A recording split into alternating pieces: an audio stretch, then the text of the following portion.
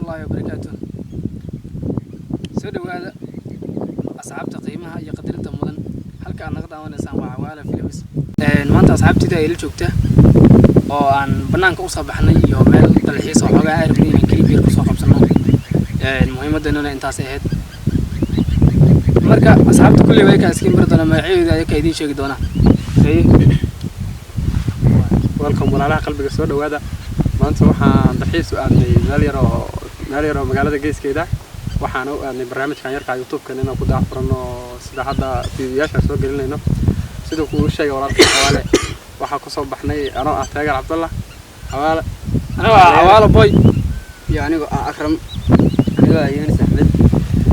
الأخيار marka muhiimadda hada idin sheego muhiimaddu waxay tahay inaan anaga korta kulliga YouTube walanahay YouTube kana waxa ku qoran xawaale films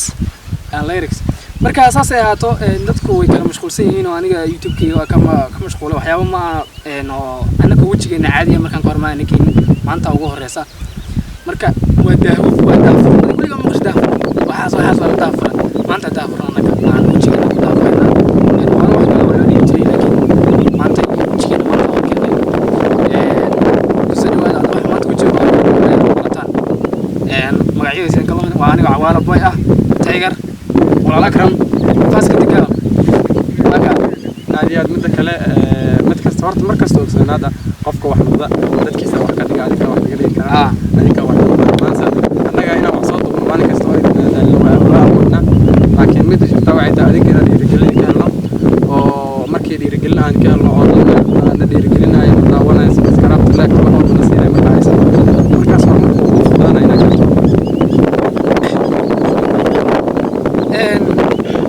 marka aniga fikradeeda ku darsado horta waxay rabaan dadaalka ka soo waxay rabaan inay istaagin marka adigu aad dadaashid oo wax soo sameeyay waxa rabaa inay meel ku baxaan hadii marka maanta ka hor suuqan dadashka alla hore meesha ku baari maayo ama meesha kala soo gari kartaa waa maya